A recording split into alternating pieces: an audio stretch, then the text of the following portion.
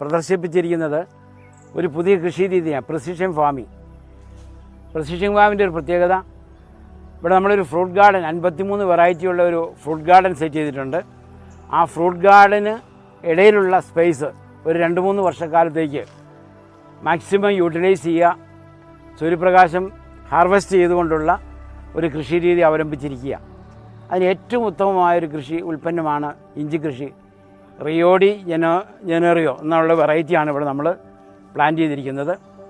ഇവിടെ നമ്മൾ ശ്രദ്ധിച്ചാൽ കാണാൻ കഴിയും, ഈ മരങ്ങളുടെ ഇടയിലുള്ള സ്പേസുകൾ മാക്സിമം ഉപയോഗപ്പെടുത്തിക്കൊണ്ട് പോളി ബാഗിൽ ആണ് വെച്ചിരിക്കുന്നത്. പോളി ബാഗിൽ എന്ന് പറയുമ്പോൾ അതിൻ്റെ ഒരു പ്രത്യേകത, വളരെ കൺട്രോൾഡ് ആയിട്ടുള്ള ഒരു മാനുവറിങ് സാധിക്കും.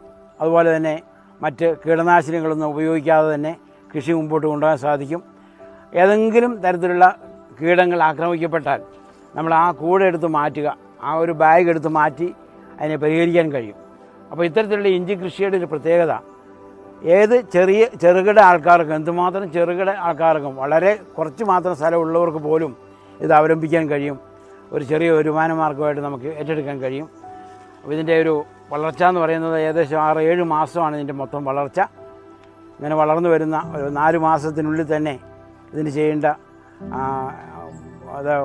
ബയോ ഫെർട്ടിലൈസേഴ്സ് സ്റ്റെപ്പ് ബൈ സ്റ്റെപ്പായിട്ട് നമ്മൾ കൊടുക്കുകയാണ്. ഇതിന് കൊടുക്കേണ്ട രീതി എന്ന് പറയുന്നത് ഫെർട്ടിഗേഷൻ സിസ്റ്റത്തിലാണ്. ഫെർട്ടിഗേഷൻ എന്ന് പറയുമ്പോൾ വളവും വെള്ളവും ഒന്നിച്ച് മിക്സ് ചെയ്ത് കൊടുക്കുന്ന വെഞ്ചറി സിസ്റ്റത്തിലൂടെ മിക്സ് ചെയ്തിട്ടാണ് ഇതിന് വളം കൊടുക്കുന്നത്.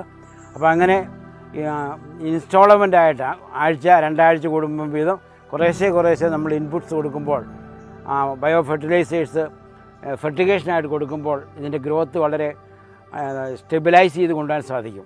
ഒരു കേവലം 6-7 മാസം കൊണ്ട് നമുക്കിതിൻ്റെ വളർച്ച പൂർത്തിയാക്കാനും സാധിക്കും. ഇതിൻ്റെ ഇറിഗേഷൻ സിസ്റ്റം എന്ന് പറയുന്നത് ഇത് സ്പ്രിങ്ക്ലറാണ്. സ്പ്രിങ്ക്ലർ എന്ന് പറയുമ്പോൾ വലിയ സ്പ്രിങ്ക്ലറല്ല, മിസ്റ്റും അല്ല, ഇൻ ബിറ്റ്വീനുള്ള ഒരു സിസ്റ്റമാണ്. ഈ സ്പ്രിങ്ക്ലർ ഇറിഗേഷനിലൂടെ വരുമ്പം നമ്മൾ വെള്ളം കുറവുള്ള സ്ഥലങ്ങളിൽ പോലും വാട്ടർ മാനേജ്മെൻറ്റ് വളരെ എളുപ്പമായി മാറും. കുറച്ച് വെള്ളം കൊണ്ട് തന്നെ ഇത്രയും ഭാഗം ആവശ്യത്തിന് നനച്ചെടുക്കാൻ, ഇഞ്ചിയെ സംബന്ധിച്ചിടത്തോളം അധികം നന പാടില്ല. വളരെ കുറച്ച് വെള്ളം കൊണ്ട് തന്നെ ഈ ഇഞ്ചിക്ക് ആവശ്യമായ ജലം സപ്ലൈ ചെയ്യാൻ നമുക്ക് സാധിക്കുന്നു. അതുപോലെ തന്നെ വളപ്രയോഗത്തിന് ശേഷമോ എപ്പോൾ വേണമെങ്കിലും നമുക്ക് കൺട്രോൾഡ് ഇറിഗേഷൻ, കൺട്രോൾഡ് ഫെർട്ടിഗേഷൻ ഇതെല്ലാം സാധ്യമാകുന്നു.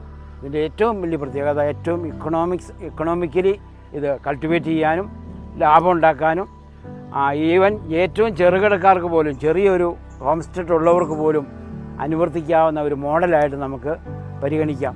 അപ്പോൾ അതിൻ്റെ